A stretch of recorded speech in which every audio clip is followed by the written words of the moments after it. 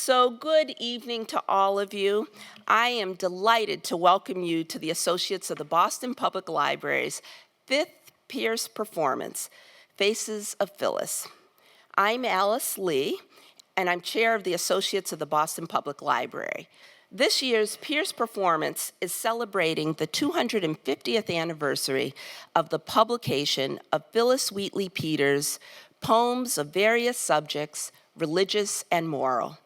She was the first African-American and the third American woman in the United States to publish a book of poetry. The library also holds several original copies of her poems, including a signed first edition of poems of various subjects, religious and moral. And the Associates is proud to have underwritten the preservation of this rare book in 2015 as part of our commitment to preserve and promote the BPL's special collections. Now it is my great pleasure to welcome playwright Adeola Solanke to the stage.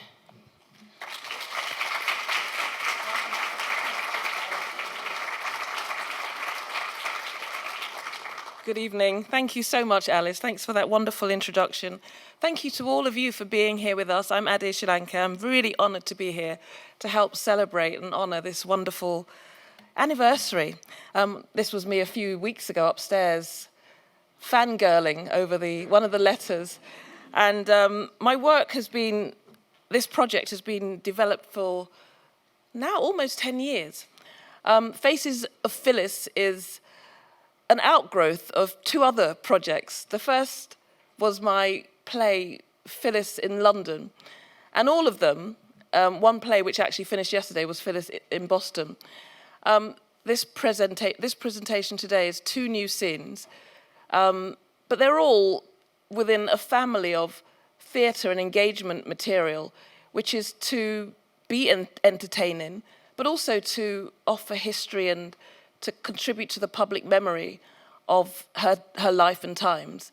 And in a sense, as I've developed the work, I've realized that I'm trying to and hopefully making a contribution to this moment where we're all reckoning with the legacies of slavery. Until Louisa approached me a few months ago, I wasn't actually thinking of Faces of Phillis, but once an idea has been dropped into my head, it grows, and Louisa watered it with her enthusiasm. So the two scenes you'll see are just from two moments in her life. The play which finished last night was about her books. I'm sure many of you know her books were on board, 300 copies. The first run of her books were on board the Dartmouth, which was one of the ships of the Tea Party experience.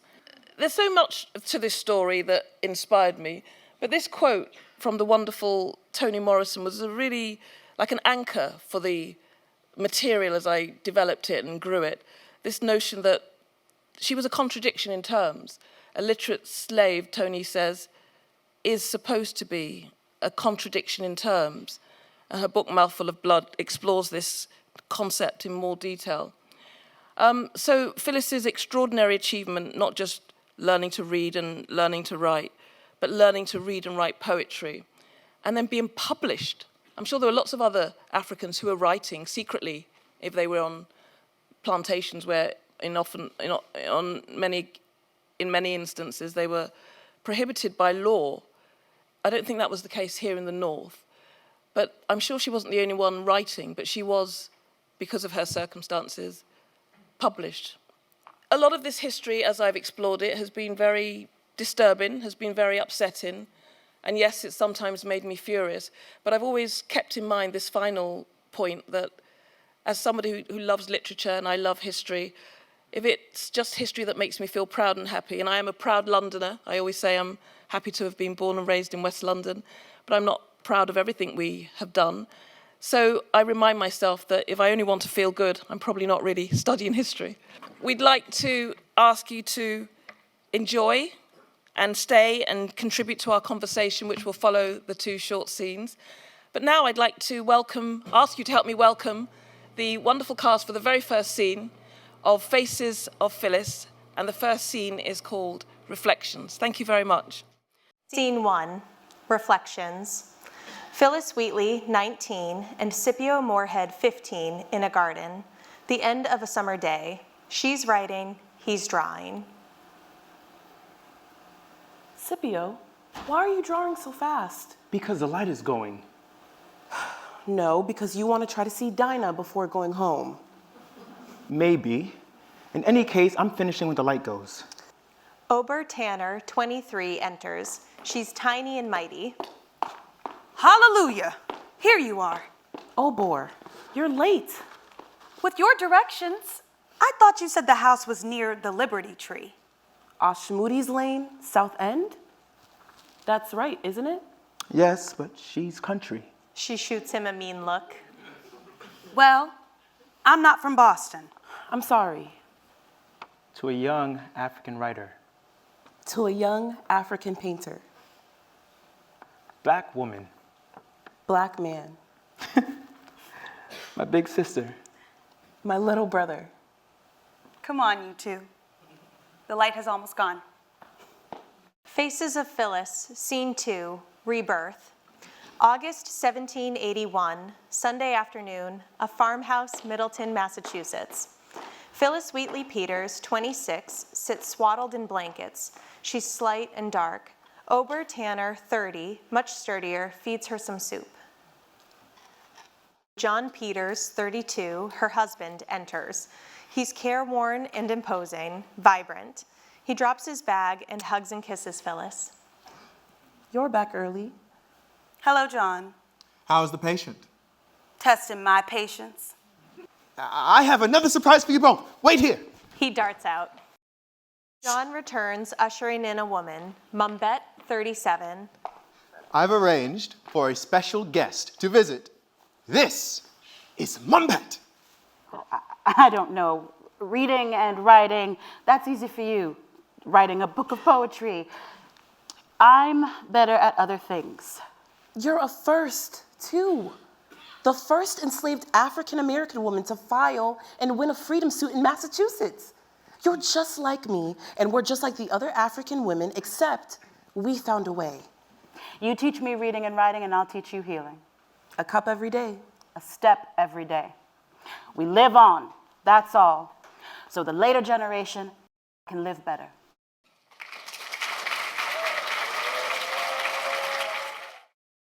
Would you please introduce yourselves? Good evening, I'm Meredith Bergman.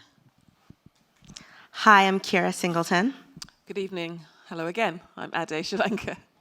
And I'm Lisa Rafferty, and it is my privilege and honor to be on the stage with these fabulous people and to have witnessed that performance. As the screen comes down, we're going to start. Meredith Bergman is going to tell us a little bit about the process that she went through to create the gorgeous Phillis Wheatley Peters sculpture that's just 2 blocks away. And if you've never seen it, make sure you go over and witness it for yourself. Meredith. And thank you very much for inviting me to speak about portraying Phillis Wheatley. To create a successful portrait, an artist has to find a way to identify with her subject. In 1998, I began to study Phillis Wheatley and her work, trying to get to know her and, in her words, to show the laboring bosom's deep intent and thought in living characters to paint, or in this case, sculpt. 5 years later, I arrived at this portrait. To get here, I studied every representation of Phillis Wheatley I could find. Here's a disputed one from the right period from London, and this on the right is sculptor Elizabeth Catlett's Phillis, posed as if in deep thought, but she's not actually writing. It felt essential to me to literally round out the engraving of Phillis from her book's frontispiece because that was her way of sending her image out into the world. But she's drawn in profile, and that's just not enough information for a full round sculpture. I would have to find models. For the group of 3 portraits that is the Boston Women's Memorial, I designed the statues as having come down off their pedestals. I posed the women using their pedestals for their writing work, and Phillis sits to write as if at her own desk. This is a very small scale model. Here, Phillis's face is less than an inch high. I tried out this design at the site with what I call a sculpture rehearsal, and Felice Niels was my first model for Phillis. I would eventually ask 9 different women to pose over several years. It's that inner freedom to imagine her unbounded soul, and to share what she envisioned that won her emancipation and that makes her life and works continue to inspire us. Thank you. I'd like Ade to just talk for a minute a little bit, both about her inspiration for creating all three of these pieces, and to address a little bit of what Meredith was talking about how there was we have Scipio's beautiful piece, but we don't have a lot else. Yeah, thank you for that. It's really moving because I've often gone to the statue and sat with her and held her hands, and I often think people must think I'm crazy. But you've created such a wonderful form. It's just very comforting to go there. So it's interesting to hear of your process. So creating a physical 3D thing is different to my work, which a story you can't touch, you can't feel. Its impact is emotional. That's the goal. Obviously, it's historical work, so there's an element of factual material I'm incorporating, but it's mainly imaginative. So I'm making stuff up. I don't know what Phillis felt about Scipio or Oba. Well, we do know actually in terms of Oba because she had the letters. So we can actually get access to the relationship through the many letters. I think there's maybe some here and at Mass Historical Society. I've been able to read them. So my work is to kind of similar, put myself in her shoes and try to imagine what she felt and thought. And the main thing that I'm spinning around is the fact that we're both African women writers. And 250 years is a long time, but it's not really that long, actually. So there's so much of her life that I can relate to. The legacies of slavery, we're living with them, walking through them every day. My parents are both West African, Nigerian. I grew up in London. So my first connection was she came to London to publish her book. And when I first heard about her, I was actually in Los Angeles. Again, I was an African woman writer abroad. I was studying writing. And so I tuned into her on that level, mainly as an African woman writer abroad. And I knew what it was like to be in a new space and how that excited and invigorated my process and my material and just really transformed my life. Developing the work and then being here and finding out and meeting lots of artists here and actually I went to visit, I came to the Royal House and slave quarters probably as soon as I arrived, around October, because you closed for the winter. So I remember rushing down there one Sunday. I think it was the last Sunday you were open. And that gave me, first of all, that quote, Elizabeth Freeman's quote about just give me 1 minute of freedom and I would swap my whole life. I remember reading that on the wall and kind of being in tears. So that was now in my head, and then the history of the Boston Tea Party. So I'm a former journalist, so the factual information is really important to me. But at the same time, this is a flight of fancy. I can't attest to any of what I presented on stage, except I can well imagine how it must have been for these two young artists to connect with each other. Because Mr. Wheatley and Reverend Moorhead were actually good friends. That's not fiction.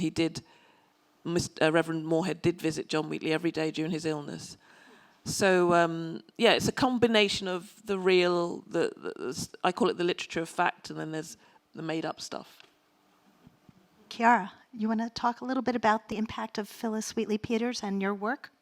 Yeah, so I think picking up off of where you ended about, going to the Royal House and Slave Quarters, seeing that quote, and thinking about how that museum is actually, an artifact of history. It's one of the spaces where we know enslaved people were. They walked in those halls, they touched the walls, and so it allows us to make those connections. And I think when it comes to thinking about Phillis Wheatley and Belinda Sutton, we have to think about how they're actually in community with each other. They may have never actually met. We don't have any proof, but Phillis publishes her first book, her book of poetry, 10 years before Belinda Sutton's petition. Both talk about being kidnapped from their homelands. Both critique slavery. So when we're thinking about Boston in this period, we're also thinking about this rich, amazing abolitionist history. And what I really appreciate about the work is that we're centering Black women. So often we do not, yet they are two, and if we include Elizabeth Freedman, three of the most popular and famous Black women in that period. Phillis, because she is a famous writer, Elizabeth Freeman and Belinda Sutton, because they are filing freedom petitions and pension petitions. So again, when we're thinking about this rich legacy of abolitionism, you have Black women not only influencing the public sphere through print culture, but you also have them influencing the public sphere through radical politics. And so it's a really amazing reclamation project, actually.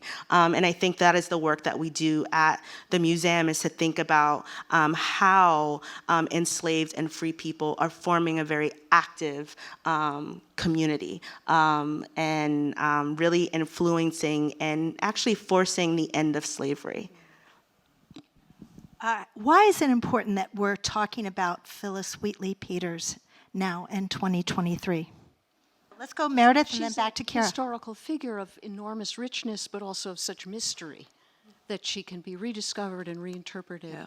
And you can encounter her here. I was visiting the Longfellow House because I was curious to learn more about Longfellow, having never had English 101, and I was admiring the Daniel Chester French monument, and then I went inside and I was admiring the wallpaper, and then I realized Phillis Wheatley stood in that room to meet George Washington because it was his headquarters then. Oh, wow. And I got chills. So she is someone you can find here in Boston. And she's represented at the Royal House as well. Yeah, so I think one of the things that I like to go back to is Zora Neale Hurston has an amazing quote that says, "Research is formalized curiosity. It is poking and prying with a purpose. It is a seeking that he who wishes may know the cosmic secrets of the world and they that dwell with therein." And I think one of the things that we learn about Phillis Wheatley Peters and Elizabeth Freeman and Belinda Sutton is that there's that moment in the scene where they're talking about a name change. And through research, what we have been able to discover, even if it's a line or small fragments, we have been able to actually understand these women on their own terms, often by calling them the names that they want to be called. And so I think that research often allows us to reconstruct their world and understand that enslaved and free Black people built a world for themselves. And it's important that we understand that world. What do you want people to take away from, what do you want people to walk away thinking about with your work, Meredith? What do you want people to walk away when they leave the Royal House? What do you want people to walk away thinking about after they leave one of your productions? Let's start with Meredith. With my sculpture commissions for monuments to women, and I've done a number of them since, there's always a challenge to have them represent women as well as the specific figures. So they have to be both a portrait and a symbol. And I'm always hoping that people will walk away curious to research that person, read their work, but also think about issues in women's life, think about the patriarchy, think about their place in it and what a future might be, if possible. I think for me, one of the things that I also think that the scenes bring out is that freedom doesn't always look so free. And I think one of the things that I want people to take away when they leave the Royal House or when they finish an encounter with with Phillis's work is that, we can't actually say that we really care about Black people's freedom dreams in the past if we do not care about Black people's freedom dreams today, that is impossible. And so I think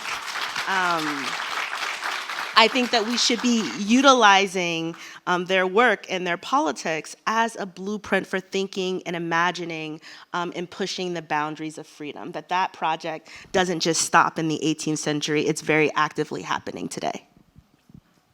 Unfinished business, absolutely. So all the things that They absolutely agree.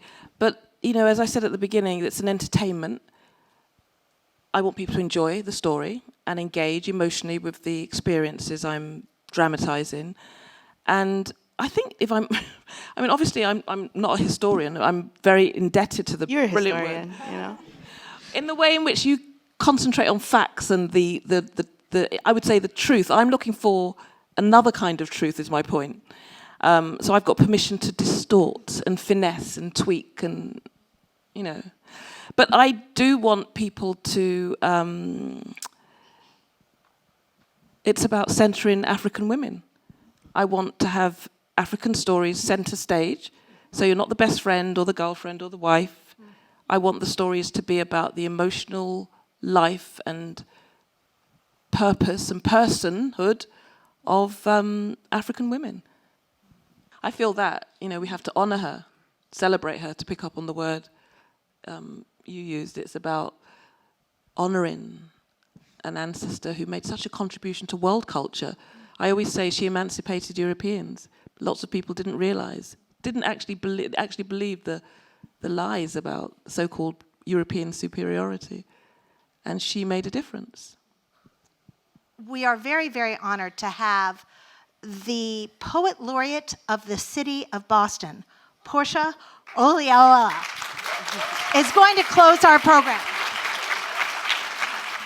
Good evening, everybody. Super honored and excited to be closing us out this evening. I'm reading two poems, one written by the poet Phillis Wheatley Peters, and the other written by myself, on the death of a young lady of 5 years of age.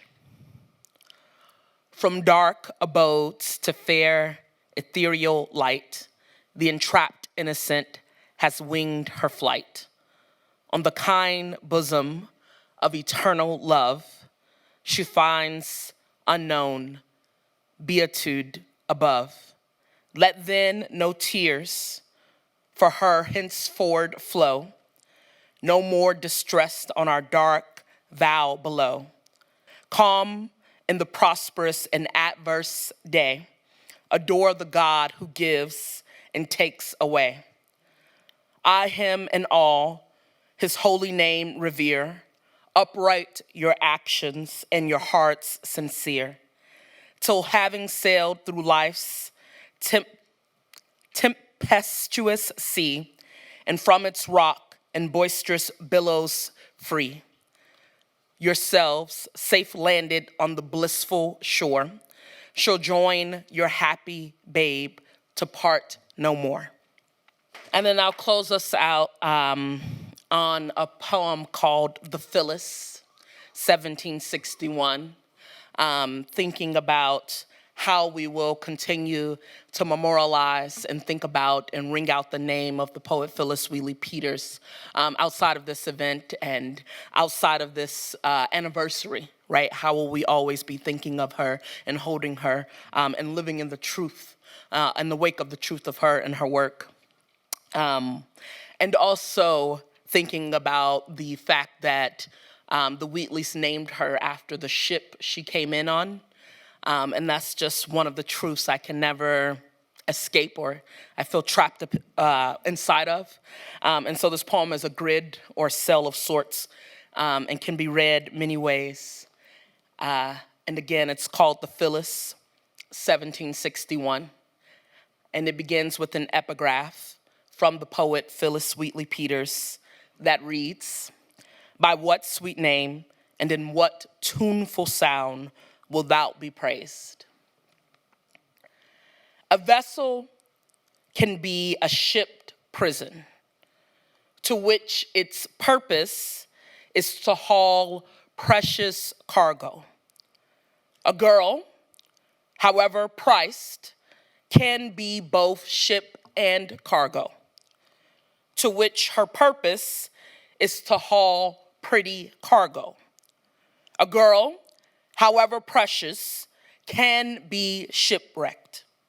A ship can also be a prison vessel. A girl, however prisoned, can be ship and cargo. A ship person can also be a vessel, to which her purpose is to hide her pretty.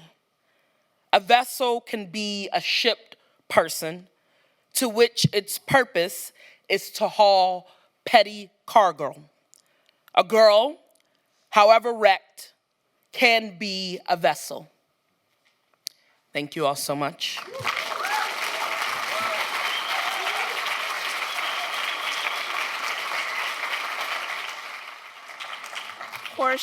Portia, thank you. That was really wonderful and moving. Thank you all. Thank all of our incredible guests. Thank the associate staff, Louisa and Laura and Vidisha, for all of the hard work, and Ade for making this happen. Thank you and have a wonderful evening. And Ade, as if I want you to come up. And I didn't see if I could get them out, but it looks like I can. Thank you for everything. Thank you. Thank you. Thank you.